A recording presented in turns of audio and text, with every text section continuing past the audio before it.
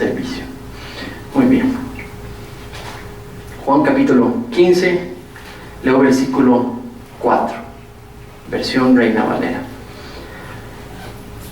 Permaneced en mí y yo en ustedes. Así como el pámpano no puede llevar fruto por sí mismo, si no permanece en la vid, así tampoco ustedes, si no permanecen en mí. Voy a leerlo una segunda vez, solo un versículo. Permaneced en mí y yo en ustedes. Así como el pámpano no puede llevar fruto por sí mismo si no permanece en la vid, así tampoco ustedes si no permanecen en mí. Pongamos este ratito en manos del Señor para que Él nos guíe en este tiempo de alabarle por medio del estudio de su palabra. Padre, te necesitamos en esta mañana. Te hemos abierto nuestro corazón y te hemos cantado, Padre, por las misericordias de tu precioso carácter, por cómo nos ves, tu fidelidad, tu amor, por quién tú eres. Te hemos alabado en esta mañana. Te hemos alabado declarándonos dependientes por medio de la oración y la intercesión los unos por los otros. Lo hemos hecho también por medio de la administración, Señor, de aquello que nos has dado a administrar. Y en este ratito queremos alabarte, declarándonos dependientes y queriendo también crecer en el conocimiento de tu corazón por medio de la Biblia. Y para esto, Señor, sabemos que te necesitamos también y te pedimos tu guía, tu humildad para escudriñar y entender, la humildad para aplicar y la humildad, Señor, para ser enseñables en esta mañana, todos aquí. Te pedimos nos ayudes a aplicar este texto en nuestras vidas, por medio de tu Espíritu en nosotros, para tu gloria. En el nombre de tu Hijo Jesús pido esto. Amén. Estamos estudiando el tema de las disciplinas espirituales. Y hemos hablado de que es un tema sumamente importante. No es un tema, yo no diría para nada, es un tema pequeño en la vida cristiana, ni hay cosas más importantes en la vida cristiana. No lo pondría como de lo más importante en la vida cristiana. Y por eso estoy convencido, este es un tema que debemos de estudiar como iglesia, al menos una vez al año, y continuar escudriñándolo para entender en la Biblia cuál es la voluntad del Padre en este tema para con nosotros. Entonces le hemos llamado íntima comunión, porque es eso lo que Él quiere. El domingo anterior vimos el camino a esa íntima comunión, y es específicamente guardando el corazón. Lo encontré en Proverbios, y estoy convencido que esos proverbios, esos 3 versículos que estudiamos, trazan el norte para uno enrumbarse hacia la íntima comunión con Dios, y es específicamente guarda, cuida, pon en lugar seguro el corazón. Toma tu vida y enfócalo todo para colocar tu corazón en un lugar seguro. Y estudiamos lo que eso significaba. De nuevo, ese sermón está disponible para ustedes en el Facebook, o si no también en el chat de la iglesia. Entonces, ¿qué es cuidar? Es específicamente tomar el ser y llevarlo a un lugar seguro. ¿Y qué mejor lugar seguro que es la presencia del Señor? El venir a experimentar. No hay lugar donde pueda estar más fuera de peligro que específicamente la presencia de Dios. Y con esto quiero aclarar algo.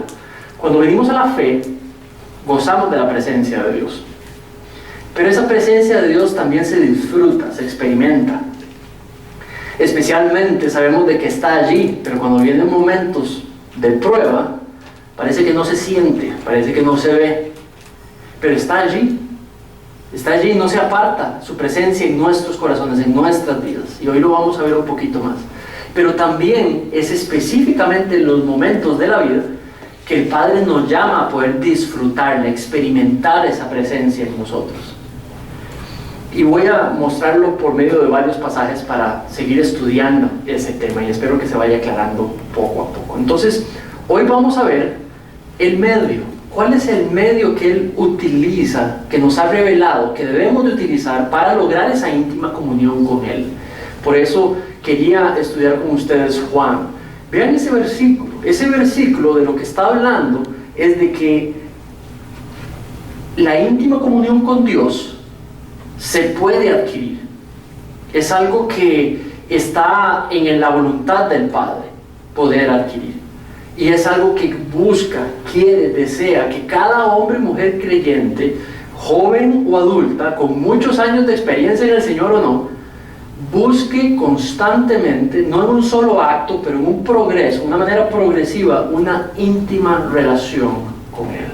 Y Jesús, de lo que habla específicamente en ese versículo, es de íntima relación. Y de eso quiero que hablemos hoy, que estudiemos hoy. Cuidado que el corazón se puede descuidar. Cuidado de que solo por el simple hecho de que la presencia de Cristo está en nosotros, no tenemos que hacer nada. Ya está. Yo ando con la presencia de Cristo, ya está. Si no, no habría santificación. Si fuese así, no existiría la santificación. Vimos que la santificación es el hecho, es la obra progresiva, no es como la justificación, que es un acto específico, una vez para siempre. La santificación, ese trabajo de Dios progresivo en nosotros, de que nos alejemos cada vez más del pecado y que nos asemejemos cada vez más a Cristo. Santificación. Tenemos un rol activo, tenemos un rol pasivo. Dios tiene un rol por encima de esos dos que es completamente activo y lo estudiamos profundamente. Entonces, si hay un rol activo nuestro en la santificación, y lo que le está diciendo a los discípulos es: permanezcan en mí, permanezcan en mí, yo en ustedes, para que haya fruto, y de eso es esta mañana. Ahora, de nuevo lo que les decía, cuidado con el corazón, porque se puede desatender. Podemos desatender el corazón, quiero decir, descuidar el corazón, aunque gocemos de la presencia de Dios en nosotros. Ahora, ¿cómo se desatiende el corazón? De hecho, me es muy importante ver esto. ¿Cómo se puede desatender el corazón? Bueno, yo creo que pueden haber obstáculos que se colocan o colocamos entre yo y ese deseo de íntima comunión con Dios. O podrían ser, no obstáculos, podrían ser barreras que se interponen entre yo y el Señor, ya sea que yo las coloque, ya sea que sean colocadas allí. Entonces, ejemplos: el diablo. No todo es culpa de él, pero esa es su intención, que no le conozcamos más, que no le sigamos más, que no crezcamos en madurez estando con él, el diablo. Y utiliza la tentación, y utiliza la distracción, para tratar de lograr que no haya íntima comunión. Una segunda manera es nuestro orgullo, esa aseveración de que yo soberanamente puedo solo. Como ya gozo de su presencia, muchos cristianos hacemos esto y me estoy metiendo, esa es una enorme tentación. Como ya salvo, Él anda conmigo, listo. Y pareciera que podemos andar independientes, autosuficientes. A eso le llamo, digamos, el soberano yo, que cree que puede caminar, decidir y vivir solitas, que el domingo es suficiente. Y para que madre le diga un par de cosillas de ahí, ya, eso es suficiente. A mí, es suficiente, paso estudiando el texto para poder enseñarse los domingos, es suficiente. Esa es mi tentación. Con el estudio y la preparación del sermón, ya con esa lo logré. Ya estudié la palabra durante toda la semana. Esa es la tentación. El orgullo del prepotente yo que dice: yo soy soberano también, yo puedo solito. Tercero, ídolos del corazón. Dinero, querer proveer. A veces quiero poseer más, pero muchas veces suena más bonito. Necesito proveer a los míos. ¿verdad? Pero al final es adquisición, control, lograr seguridad por mis propios medios. Sexo, poder, distintas consecuencias de ídolos que están plantados en el corazón. Se vuelven obstáculos. Cuarto, demasiado ocupado. Esa es la droga de hoy. Esa es la adicción hoy. Ocuparse. Porque me siento útil a veces. Porque es mi responsabilidad. Pero a veces se vuelve fuera de control. Nos ocupamos tanto de que todo ese montón de cosas simplemente están por encima del tiempo con Dios, de la intimidad con Dios. Se vuelven ruido, mucha actividad, simplemente no hay tiempo. Quinto, abundante acceso a tecnología, otra adicción de hoy. Yo quiero saber si me respondió fulanito el mensaje que le mandé. Yo quiero saber si alguien estornudó. Quiero saber quién se compró algo nuevo. Quiero saber quién cumplió años. Hay tantas cosas que invaden a mí. Quiero ser muy sincero, las noticias a mí me afectan, no sé, aprendí hace muchos años que estar actualizado es importante. Y creo que es importante. Pero entonces yo lucho con abrir qué dice tal noticiero, qué dice aquello en Estados Unidos y en Costa Rica. Y aquello se llena la agenda, se vuelve como una adicción de alguna manera, está uno como dependiente de saber qué está pasando en el mundo y aquí. No sé cuál será su manera, pero el hecho que estemos chateando en todo momento, averiguando en todo momento, demasiado acceso a tecnología se puede volver perfectamente un obstáculo también. Sexto, corazones no atendidos. Cosas dolorosas que no has atendido o yo no he atendido y generan allí dolor, resentimiento, ira, heridas que no hemos enfrentado, cosas que no hemos dicho, cosas que no hemos tenteado para que el Señor las trabaje, cosas que no le hemos traído al Señor para que Él las trabaje.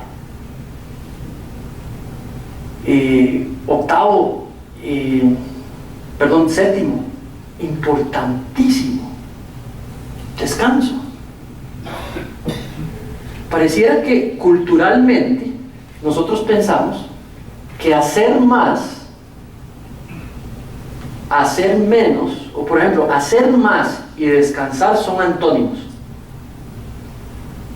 Parece que culturalmente descansar es un antónimo del hacer, cuando descansar es algo pedido por Dios, es hacer también, y es tan importante como es parte del hacer. Descansar, pausar, parar, depender completamente de Dios.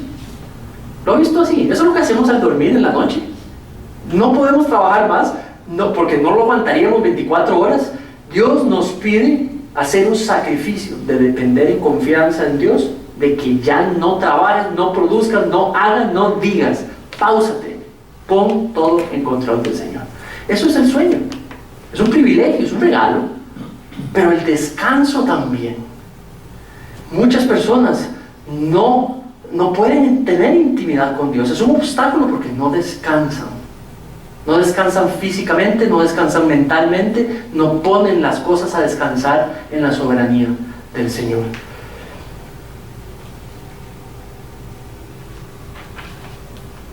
Octavo, desatención, inhabilidad para escuchar. Ya, muchos no escuchamos. Sí, ya la talala de hacer disciplinas espirituales, ya eso lo escuché. Ya no escuchamos. Ya no escuchamos ni siquiera el llamado del Señor a querer tener intimidad con nosotros. Eso puede ser también una barrera. Nuestras decisiones, hemos tomado decisiones que simplemente colocan a Dios de primer lugar en nuestras prioridades o de último lugar en nuestras prioridades. Fíjense en el tiempo. Las cosas primarias en su vida, divídalo por horas a lo que usted le dedica, compáralas con Dios. Cuando yo hago ese ejercicio, me da pena, porque muchas cosas que no son más importantes que Dios reciben mayor prioridad que el Señor mismo. Por último, temor. El temor también puede ser una manera de volverse un obstáculo. ¿Cuáles son los obstáculos en tu corazón, en tu vida? ¿Qué pasó? El 10. Me brinqué el 10. Perdón, gracias, don Víctor, muy importante. Es que yo no lo tengo en mi lista, sí lo tengo. Sí, aquí está. Pecado no confesado. Este es un pecado que no le hemos confesado al Señor. La palabra de Dios es muy clara, ¿verdad? Si confiesas tu pecado, Él te perdonará. Es el acto, Dios lo sabe, Dios lo vio, Dios lo conoce. Igual quiere que se lo confesemos y nos apartemos. Entonces traer la carga y llevársela a Dios, no decírsela y pasar el tiempo, es hacer ¿qué con el pecado? Ignorarlo, como si no tuviese consecuencias, como si no fuera importante. Ni siquiera, es más, uno no lo aprende a odiar, porque simplemente lo está escondiendo. Y eso Dios lo ve como si lo pudiésemos esconder. Aquello afecta la comunión, por supuesto, aleja, se vuelve un enorme obstáculo. Gracias, don Víctor, de nuevo por decírmelo. Muy bien. ¿Cuál es entonces, mi pregunta hoy, qué causa que se descuide tu corazón? ¿Cuál de esas? Piensa en alguna otra. ¿Cuál se aplica más y con cuál luchas tú más como obstáculo entre tu comunión con el Señor? ¿Por dónde te entra la debilidad hacia descuidarlo y no tener priorización sobre el mismo? Muy bien. Cuidado con el corazón, porque este se puede descuidar, y es necesario que ustedes y yo en esta mañana eso sea lo que nos confrontemos con, ¿verdad? Pueda que tengamos ya prácticas establecidas y pueda que esas prácticas no estén calando en esa intimidad. Valóralo todo, escudriñalo todo, para que puedas estar recibiendo lo que está entendido, lo que está intencionado Dios quieras recibir de parte de Él. Entonces, yo lo que quisiera hoy es hacerles un llamado a cuidarlo, a cuidar el alma, a cuidar el corazón, a cuidar el espíritu. Esta es una palabra que lo mencioné la vez pasada, es una palabra que considero que se usa intercambiablemente en la Escritura. Pareciera que tenemos una parte del ser que es física y hay una parte del ser que es inmaterial e interna. Y a esa parte le llama la Escritura conciencia, corazón, alma, espíritu. Y pareciera que solo tenemos dos partes, esa inmaterial interna y la física. Y estas dos parece que están interconectadas. Eso es lo que forma el ser completo. En el caso de la física, estudiamos en el estudio, aquí está el estudio por si quiere llevarlo, lo que estudiamos el jueves, donde le muestro bíblicamente esto que le acabo de decir, donde el alma, el espíritu, el corazón es la fuente de todo lo espiritual. Es la fuente de las emociones, es la fuente de los pensamientos, de las decisiones, de la voluntad, de la personalidad, del carácter. Allí, de ahí emana todo, y por eso, cuídalo, dice Salomón. Y por eso el lugar más seguro es colocarlo constantemente, continuamente, experimentar la intimidad con Dios. Y eso nos lleva a un lugar seguro. Jesús viene diciéndole en el capítulo, Jesús viene diciéndole a los apóstoles sobre morar en Él. Les viene enseñando específicamente. Usted está ahí en el capítulo 15, le voy a mencionar lo que dice, si quiere irse conmigo, puede irse al capítulo 14, 23. Jesús les ha dicho a los discípulos sobre morar en Él. Les dice esto en el sentido de que va a ir al Padre, va a regresar y por medio de la provisión del Espíritu ellos van a poder morar en Él. Y este es el tema, en el capítulo 14 y en el capítulo 15. Entonces 14, 23 dice, respondió Jesús y les dijo, el que me ama, mi palabra hará suya, guardará. Y mi Padre le amará. Y vendremos a Él y haremos morada. Haremos su corazón nuestra casa, literalmente, con Él. Entonces ahí hay dos implicaciones importantes cuando dice de que Él hará morada en nosotros. Uno es continuidad y otra es permanencia. Se queda, se establece. El siguiente versículo, bueno, ahora vamos a ver otros en uno de los puntos que quiero compartir con ustedes, otros que hablan de la morada específicamente, pero ese es el sentido. Lo siguiente es importante hablar sobre este tema de la vid. Nuestro versículo está en la parábola de la vid verdadera, Cristo. Entonces está el tema de lo que es el cultivo, digamos, de las viñas o de los viñedos, de las uvas. Entonces, en este sentido, nada más le quiero mencionar un par de cosillas. Uno, junto con los olivos y junto con los higos, la viña son las tres plantas en esos lugares, en esos tiempos más resistentes, que pueden resistir el desierto, el ambiente árido, ocupando poquita agua. Interesante. La viña, la planta de la uva, en aquellos tiempos, es una de las plantas que más aguanta tiempos duros. Y usted y yo somos las ramas pegados a la vid. Y sabemos que ya no lo dijo, no podemos las ramas andar sin estar pegados a la vid. Entonces son buenas las vid.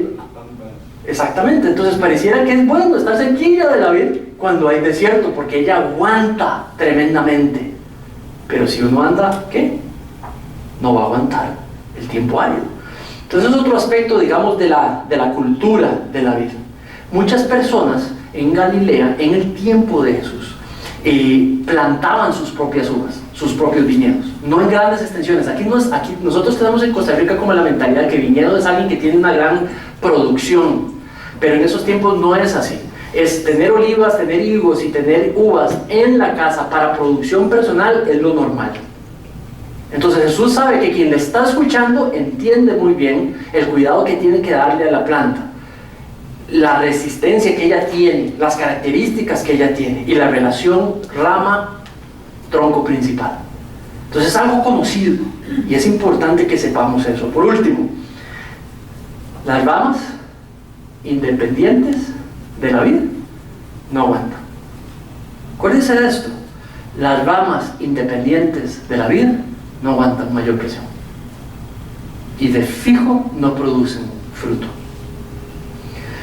Entonces, ¿cuál es el medio para la íntima comunión? El medio para la íntima comunión es perseverar en vivir de manera íntima con Cristo. Eso es lo que Juan está tratando, de tomar las palabras de Jesús y darle a entender a la audiencia primera que leyó el Evangelio de Juan. El camino, el medio, el camino es proteger el corazón, eso me enrumba. Ahora, ¿cuál es el medio? Perseverar en vivir de manera íntima con Cristo.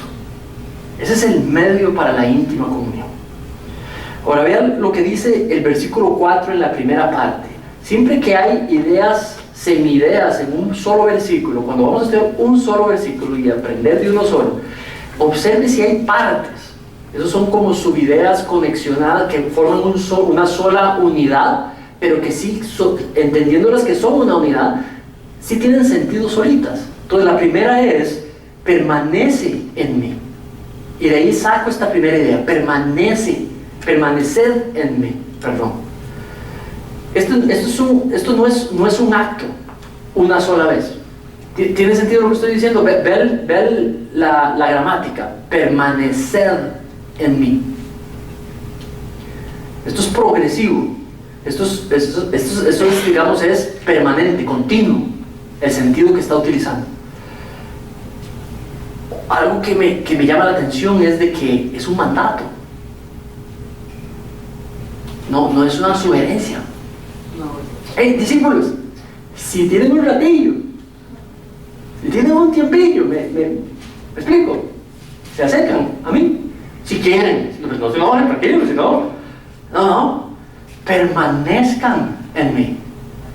Es una orden, por lo tanto, expresa la voluntad de Dios.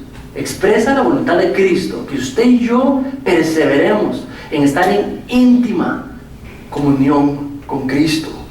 Ahora, cuando dice permanecer, ¿qué significa permanecer? Literalmente es estar, vivir, quedarse. Eso es lo que morar. Entonces, esta es la doctrina del morar en el Espíritu Santo. Nuestro pasaje es parte de esa doctrina, de que los creyentes moramos continuamente en el Espíritu Santo, y eso no tiene que ver con la presencia de Él en nosotros, es nosotros colocándonos en ese estado de morar conforme al Espíritu. Entonces, específicamente es estar, vivir, morar, pero cuando se usa figurativamente, tiene que ver con perdurar, continuar. Y aquí es figurativamente, lo está utilizando figurativamente, no literalmente. Entonces esto tiene que ver, permanezcan en mí. Una persona no puede literalmente permanecer en otra, físicamente, entonces está hablando figurativamente.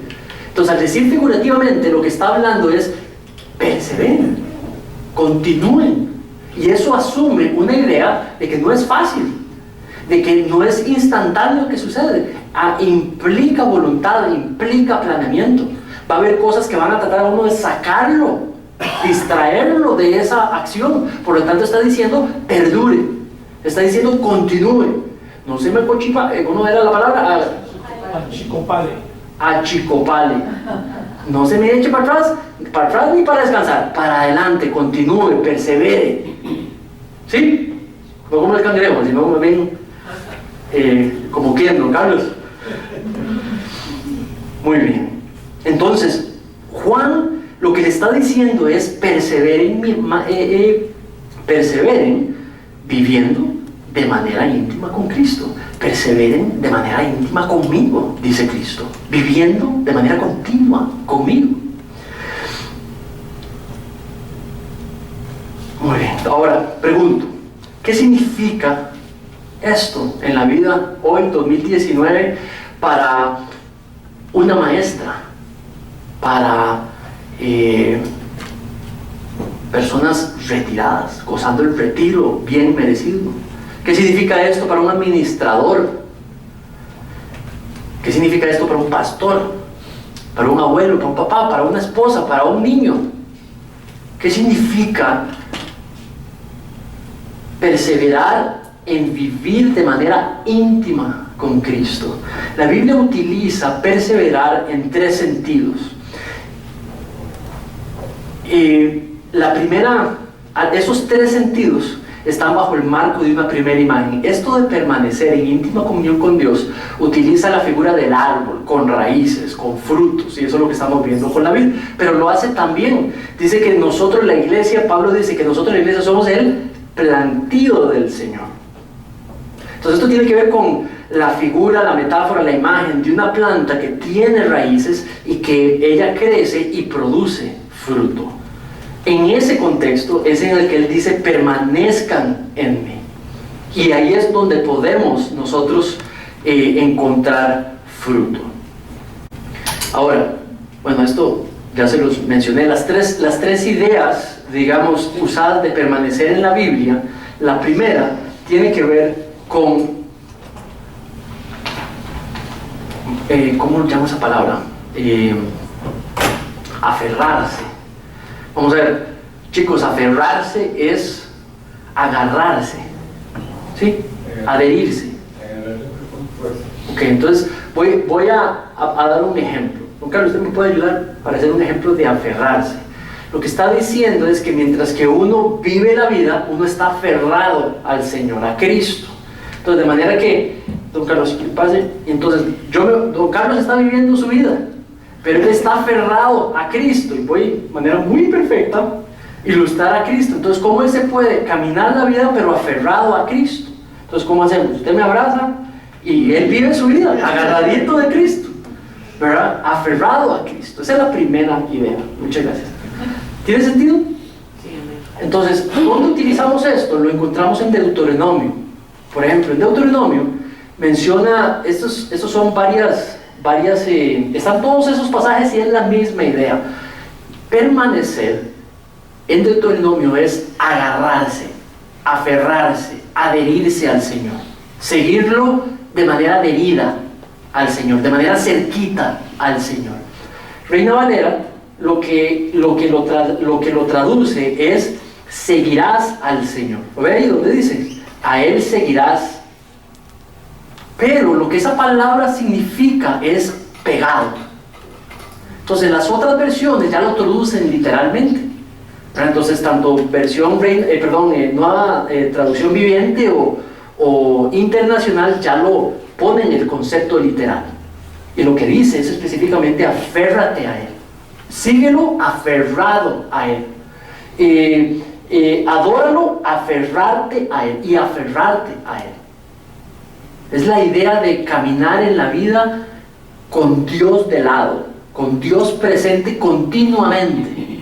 Ese es el primer sentido en la Biblia que encontramos sobre permanecer. Y si esto de perseverar en mantener una relación íntima con Cristo tiene que ver con caminar continuamente aferrado a Él. La segunda idea, y por eso pongo también la ilustración de un abrazo, es lo que hacíamos ahora, ¿verdad? Yo estoy con Cristo y camino y enfrento mi vida. No es que a Cristo lo conocí cuando me convertí y lo volví a ver ahí, más o menos lo veo cuando voy a la iglesia. No, es continuamente mantener una relación íntima, constante con Él. La segunda idea tiene que ver con presencia. Y eso es lo que encontramos, por eso les decía al inicio cuando hablaba él de morar. Estos son 3 versículos, 3 pasajes en el capítulo 14. Jesús está hablando de moradas, de morar. Yo moro en ustedes moran en mí. Entonces este concepto de morar, vean el primero, cuando dice, en la casa de mi Padre muchas moradas hay. Si así no fuera, yo les hubiera dicho, voy a preparar un lugar para ustedes. Y si me fuere y les preparare lugar, vendré otra vez, les tomaré a mí mismo, para que donde yo esté, ustedes también estén. Esto de allá moradas, la presencia del Padre, nosotros yendo a gozar de esa presencia en esas moradas. Esto de el Padre y yo somos uno, y ahora venimos a morar en ustedes, tiene que ver con que la presencia, nosotros gozando de esa presencia. Respondió Jesús y le dijo, el que me ama, mi palabra guardará, y mi Padre le amará, y vendremos a Él y haremos morada con Él. Entonces, morada está relacionada a un concepto de presencia, de que se pueda disfrutar. Ponga atención a esto, experimentar la presencia, sentirla, practicarla. ¿Tiene sentido? No hay nada malo. El abuso de ese concepto es lo que tal vez puede ser malo, porque hay gente que se ha ido completamente al extremo de la mística de lo que es experimentar y empiezan a hablar de cosas que ni siquiera están en la Biblia para experimentar a Dios. Pero es un derecho, es un derecho. Somos libres de bíblicamente experimentar al Padre por medio de la íntima comunión que me proveen esas disciplinas espirituales.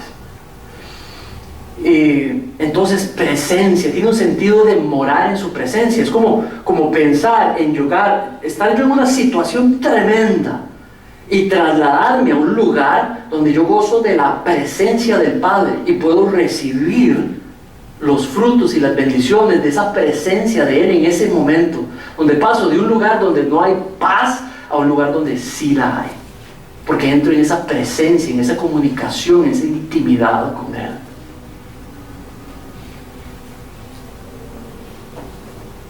¿Sabe? Como niños pequeños que están en la casa, niños pequeños que están en la casa sabiendo que el papá o la mamá anda por allí, pero de pronto les pasa algo y se golpean y sienten ese dolor tremendo. ¿Y qué es lo primero que hacen? Salen de donde están y dicen papi, mami, y gritan por desesperación, en necesidad. Y ya llega uno y se da cuenta que es algo chiquitito y les hace ver de que no es tan malo, que en un caso que no es tan malo, de donde específicamente no sea tranquilo, no tenga miedo, y empiezan, ellos se trasladan al lugar de la presencia del Padre o la Madre y reciben ¿qué? Consuelo, alivio, seguridad, el temor baja, el dolor baja inclusive. Es ese sentido de niños pequeños confiando venir en la mañana, en la noche, en la tarde, a gozar, en todo momento, a gozar de la presencia del Padre. Por último, el viñedo me da una tercera imagen del uso de permanecer. Permanecer tiene que ver con una completa y continua dependencia de Él, que se muestra por medios prácticos, por medios físicos. Esto es tremendamente importante. ¿Cuál es la idea, cuál es el sentido de una rama que no puede producir fruto porque no está adherida, no se mantiene unida, no permanece atada, aferrada a la vid completa? Es esa dependencia. ¿Sabe? La oración es dependencia. Aprender algo nuevo o reconfirmar algo que ya hemos aprendido es dependencia. Descansar, dormir y dormir bien, pausar mis actividades del día para venir donde Él, es dependencia, ¿verdad? Es importante la dependencia. Muy bien. Entonces estas tres, lo que busco es que pueda leer esas tres afirmaciones: vivir aferrado a Cristo, vivir en su presencia, vivir en completa y continua dependencia de Él. ¿Saben de qué me habla esto? Íntima relación. No es posible esas tres si no hay una íntima relación. Solo producen esas tres una íntima relación. Y eso es de lo que se trata, la íntima comunión con el Señor, constante, pegada, continua, tremendamente importante. Dos ilustraciones. La primera: Rebeca y yo, cuando nos casamos, Rebeca es mi esposa, cuando nos casamos teníamos 8 meses de habernos conocido, 4 meses de novios y nos comprometimos, 4 meses comprometidos y separados, 8 meses. Nos conocíamos poco, definitivamente. El día que nos casamos, pasamos de una relación de poco conocernos, 12 años después, hoy 12 años de matrimonio, una relación íntima, imperfecta pero íntima, imperfecta pero sólida, concreta. Entonces ha sido el paso de no conocernos, una relación no íntima, a una relación íntima. Ahora, ¿en qué se basó el pasar de una a la otra? Interacción. La interacción es lo que volvió la relación de no íntima a íntima. La interacción en las pruebas, la interacción en ver los milagros de Dios sucediendo en nuestras vidas, la interacción de santificarnos el uno al otro, la interacción de no irnos a acostar sin hablar algo, interactuar, no levantarnos y enfrentar el día sin interactuar. Hemos interactuado en la enfermedad de ella, hemos interactuado en mi enfermedad. ¿Me explico? Hemos interactuado en las metas de ministerio, de trabajo de ella. Ella ha interactuado conmigo en las mías. En sus caídas, en mis caídas, hemos interactuado íntima, sólida se volvió interacción. La clave está en la interacción. La íntima comunión, la íntima relación, la clave está en la interacción. Otro ejemplo. Esto es una analogía y es una analogía imperfecta. No la inventé yo, se la agarré a un autor. Habla de, supongamos hay un hombre y este hombre es débil en una área específica, y de pronto muy débil en una área, y de pronto este hombre empieza a ser atacado y tentado y ¡juácatela! Cae en pecado. ¿Está bien? Ahora supongamos que este hombre no presenta gran batalla, sino que continúa cayendo en este pecado, y este pecado empieza a generar mella, las consecuencias, el dominio, y este hombre cae bajo. Ahora supongamos una segunda cosa. Este hombre tiene un amigo. Este amigo es un hombre débil en esta área, pero tiene un amigo, y este amigo es fuerte en esa área. ¿Está bien? Entonces el amigo vuelve a ver al hombre débil, el amigo débil, y se da cuenta que no lo logra, Entonces viene y le dice, aquí estoy, levántate, pon batalla, y el amigo lo escucha y dice, gracias, mi hermano, voy a intentarlo. Y este hombre le traslada su fuerza, le traslada su convicción, su seguridad, prácticamente le traslada su capacidad. Y este hombre la recibe y se levanta y pone batalla. Pasan meses y el hombre débil resiste la batalla porque está ¿qué? Cerca del hombre fuerte. Esta amistad le transmite fortaleza, batalla a lo que él tiene que hacer. Igual es con Cristo. Los débiles viniendo ¿a qué? Donde el fuerte. ¿Para recibir qué? Por medio de la íntima comunión. Fortaleza, guía, confort para vivir la vida y los asuntos de la vida. Ahora, ¿qué pasa si este hombre débil dice, ¿cómo? Él siempre lo veo estar por todo lado, va conmigo? No, yo la verdad es que me voy un ratito por ahí, un toque solo y no me importa tanto, me voy a ir, mira, ya no vengas conmigo tanto. Se empieza a declarar independiente. ¿Qué pasa? ¿Qué pasa con la transmisión de fortaleza? Él es un hombre débil. Va a volver a ser atentado, la carga va a volver a estar ahí, no la va a poder aguantar, le va a volver a caer y va a volver para atrás. Exactamente, es con Cristo. Nosotros somos los débiles, no somos tan fuertes. Necesitamos íntima comunión, necesitamos tenerlo presente, constante, creciendo, recibiendo de Él, teniéndolo cerca.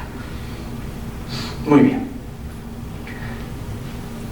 La segunda parte, entonces, íntima comunión es perseverar en vivir de una manera íntima con Cristo. Quien dice que Él, quien prometió que Él permanecería en nosotros. Vean la segunda parte. Él dice, y yo permaneceré en ustedes.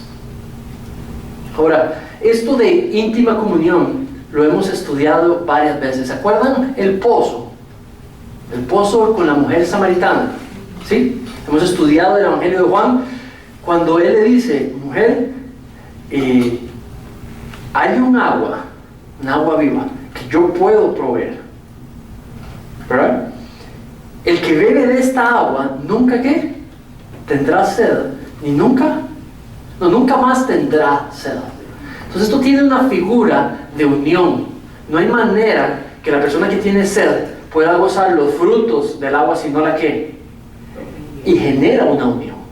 Posiblemente está hablando del Espíritu Santo, y dice, esta agua brotará, dice, como ríos de agua viva. Es interesante porque está hablando de una unión espiritual, de una unión específicamente con Cristo, por medio del Espíritu.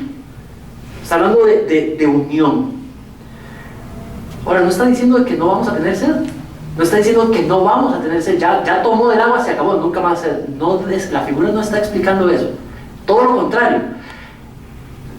El agua se va a volver activa cuando haya sed. Porque entonces en nosotros está la fuente para aplacar esa sed. Por eso es que no van a tener sed jamás. Necesidad va a haber, desierto va a haber, sed va a haber. Pero nosotros vivimos en la presencia de uno que puede aplacar esa sed y que de hecho la aplaca. Entonces es exactamente la necesidad, esa historia lo que cuenta es que en la necesidad, al venir a ese encuentro con Él, a esa intimidad con Él, todo está provisto para que pueda aplacar la sed. Juan 6, yo soy el pan de vida. ¿Se acuerdan? Yo soy el pan de vida. El que come de este pan nunca tendrá hambre. Exactamente lo mismo.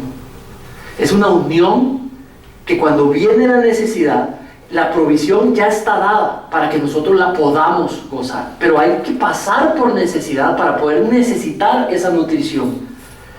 Esas dos figuras hablan de que un cristiano y una cristiana, porque tiene íntima comunión con el Señor, persevera en esa íntima comunión con el Señor, puede venir a la presencia del Señor, presentar dicha hambre, dicha sed, y todo ha sido provisto para que sea nutrido, para que sea devuelto, para que sea aplacada la necesidad.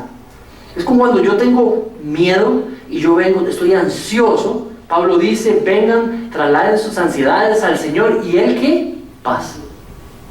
¿Me explico? Pero tuvo que haber habido un espacio de experimentar su presencia para venir, traerle mis ansiedades, traspasarle mis ansiedades, y Él, ¿qué? Me dé su paz. Y todo lo provisto para recibir sí, recibir esa paz, obtener esa paz, está en mí, está en ti. Pero el espacio de necesidad es completamente necesario. Entonces piensen en una persona, piensen en un pozo. Ustedes y yo estamos aquí y tenemos mucha sed. Y ahí hay un pozo con refrescante agua. Pero de pronto le digo yo a Candy, no, aguantémonos un poquito más, yo sé que tenés sed, pero no, espérate. O Luis, yo sé que estás con sed, yo también tengo sed, pero ¿para qué vamos a ir a tomar? No, nos quedamos un ratito más con sed. ¿No te parece? No tiene sentido. No tiene sentido. Si tenemos la provisión y tenemos sed, y sabemos que normalmente tenemos sed y pasamos por hambre, ¿por qué no estamos, qué? Pegaditos al pozo, nutriéndonos en la mañana, en la noche, al mediodía, los domingos, los sábados. ¿Sabe? Cuando yo conocí a Rebeca, cuando ya nos presentaron y nos conocimos, yo dije, aquí la cuestión es invitarla a salir. ¿Ah? Y empezaron a temblar mis pies. Proponerle que si quiere salir conmigo. ¿Qué es ese acto que hacemos? Es un espacio especial donde nos trasladamos los dos en seclusión, vamos a ver, apartados del resto de las cosas para poder, ¿qué? Interactuar de manera cualitativa, de manera buena, sin distracciones. ¿Por qué no hacemos lo mismo con el Señor? ¿Por qué no planificamos? Él dice, si ustedes permanecen en mí, yo en ustedes. Entonces, ¿por qué no planificar espacios entre solamente tú y el Señor? Una cita, un cafecito con Dios. ¿Ah? Y se van allá a una montaña, solito usted con el Señor. O ahí en una esquina de la casa, o en el jardín, en la madrugada o en la noche, solitos, usted y el Señor, ahí en la cama, en la madrugada, hasta calientito, y trae el cafecito, el tecito, no sé qué le gusta a usted tomar, y tienes tu tiempo con el Señor. Hay personas que llevan esto inclusive a cosas preciosas, organizan la casa y escogen un lugar en la casa, una esquina en la casa, ahí es donde yo y el Señor nos encontramos. Es ilustrativo porque sabemos de que Él caminamos en su presencia, pero es ilustrativo para decir esto es especial. Mi intimidad con el Señor es especial. Algunas personas tienen a esa esquina, ese sofá, ese lugar donde ellos permanecen. Permanecer en mí y yo en ustedes. Esto tiene que ver, pon atención en esa figura. Muchas veces cometemos un enorme error. Hacemos como cristianos, porque creemos de que hacer me vuelve en ser cristiano. Yo sirvo, yo leo, yo hago un montón de cosas y así me siento cristiano. Bueno, es completamente al revés. La agarramos al revés. Es, yo soy cristiano, entonces yo me empapo de las cosas que me hacen cristiano. Por eso estudiamos justificados, reconciliados, perdonados, adoptados, santificados, regenerados, amados, parte de la familia de Dios. Entonces esto levanta el ser. Entonces soy cristiano y empiezo a comportarme como cristiano y empiezo a hacer producto de lo que soy, pero no al revés. Nunca al revés. O sea, la misión de nuestra iglesia es ser y hacer discípulos de todas las naciones para la gloria de Dios. pero muy claramente dice ser primero, ser discípulos de Cristo. El discípulo de Cristo vive en íntima comunión con Dios y producto de eso produce frutos. Íntima comunión con Dios. Permanezcan en mí, yo en ustedes. Intimidad con el Señor. Esa es la tierra, esas son las raíces de la que saca la nutrición y por eso produce frutos. Producto de la intimidad con Dios. No deberíamos de sentirnos muy felices, más bien preocupados si estamos haciendo frutos cuando no hay intimidad con Dios. Eso es temporal y eso es engañoso. Por último, la última parte del versículo dice, como el pámpano no puede llevar fruto por sí mismo si no permanece en la vid, así tampoco ustedes si no permanecen en mí. Entonces, perseverar en vivir de manera íntima con Cristo, quien nos ha prometido que Él estará con nosotros. ¿Se acuerda? Vaya y hagan discípulos de todas las naciones. ¿Sí se acuerdan de ese pasaje? Mateo 28. ¿Qué más decía? Bautizándolos en el nombre del Padre, del Hijo y del Espíritu Santo, y enseñándoles a obedecer todo lo que les he enseñado, les he mandado. Y he que yo estaré con ustedes hasta el fin del mundo. Es una promesa de presencia para los que están haciendo discípulos.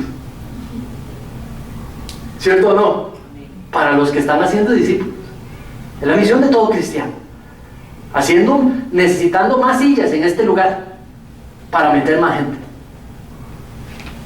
Y hay presencia continua. Con presencia continua, dice, para que podamos reflejar el fruto de su carácter. Eso es lo que yo creo que esta parte está queriendo decir. Vaya conmigo, ve el versículo. Dice, les da una ilustración, como el pámpano no puede llevar fruto por mí mismo si no permanece en la vid. Ustedes tampoco, si no permanecen en mí. Entonces, literalmente lo que está diciendo es que la intimidad tiene que ver con poder producir fruto. Él quiere que produzcamos fruto. Ve esa imagen allí. Hay tres elementos que yo veo en esa imagen ahí. Es la imagen que está utilizando en nuestro versículo. Hay un tronco madre, que es el que tiene las grandes raíces. Hay ramas, y de las ramas cuelgan los frutos. ¿Sí? Vean versículo 5, ya no el 4 que es el que estábamos estudiando, el 5. Dice, yo soy la vid, ustedes las ramas, los pámpanos. El que permanece en mí y yo en él, este lleva mucho fruto, porque separados de mí nada pueden hacer. Entonces, ¿cuál es la idea primaria de este sermón? ¿Cuál es la idea primaria que yo quiero que usted se lleve? Solo ramas verdaderamente dependientes dan fruto. Solo ramas verdaderamente dependientes dan fruto. Las otras no. Las otras se secan. Exactamente. Y si no las cortan. Porque es parte de la práctica en el viñedo. Las que no producían fruto las cortan para que no roben fuerza a las que sí están produciendo fruto. No estoy diciendo que usted Dios lo va a sacar de la vida, no se sienta atacado ni amenazado. Nada más. Ten intimidad con el Señor. Cuida tu corazón, protege tu corazón. Ve y ten tiempo de calidad constante con el Señor. Disfruta tu relación con el Señor. Ahora, ¿qué tipo de fruto está hablando? ¿Qué es lo que quiere que produzcamos? Vean todos estos versículos. Mateo 3:8. Haced pues frutos dignos de arrepentimiento. Es una persona que se ha arrepentido de corazón de sus acciones que ha hecho contra la voluntad del Señor. Ahora hace ¿qué? Cosas contrarias a los pecados. Entonces, parece que estos frutos de los que está hablando Mateo son acciones morales, que van conforme, es comportamiento moral. Comportamiento inmoral, el pecado. Comportamiento moral agradable al Señor. Vean el otro, Gálatas 5:22, más el fruto del Espíritu. En el mismo pasaje hablaba de los frutos de la carne. Carne, espíritu, de nuevo, acciones morales. Está diciendo, más el fruto del Espíritu, amor, gozo, paz, paciencia, benignidad, bondad, fe. Filipenses 1:11, llenos de frutos de justicia, que son por medio de Jesucristo para gloria y alabanza de Dios. Frutos de justicia. La justicia es la ejecución de Dios de lo que es lo correcto entre lo que está bien y lo que está mal. Entonces son las cosas que son producto de saber lo que está mal, lo que está bien, lo que es agradable a Dios y lo que Dios y yo sé lo que Dios quiere que yo haga. Esos son los frutos de justicia, producto de esa interacción en saber y comparar el bien del mal y decidir escoger hacer el bien, frutos de justicia. Y podrían tener miles de nombres, son acciones morales. Colosenses, para que andéis como es digno del Señor, agradándole en todo, llevando fruto en toda buena obra, creciendo en el conocimiento de Dios. Posiblemente acciones en el ámbito moral. 12:11, Hebreos, en verdad que ninguna disciplina al presente parece ser causa de gozo, sino tristeza, pero después da fruto de paz, fruto apacible de justicia a los que en ella han sido ejercitados.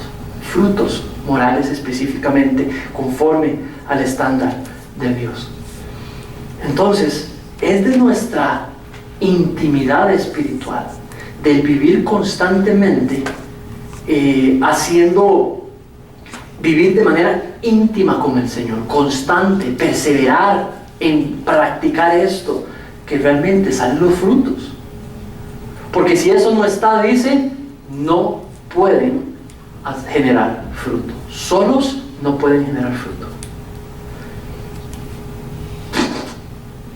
Muy bien. 3 conclusiones para cerrar. Solo ramas verdaderamente dependientes son las que dan fruto agradable a Dios. Acuérdate de ello. Eso nos da el medio para tener intimidad, dependencia. Practica dependencia. Eso es la oración, ese es el estudio de la palabra, eso es congregarse, eso es descansar, eso es ayunar.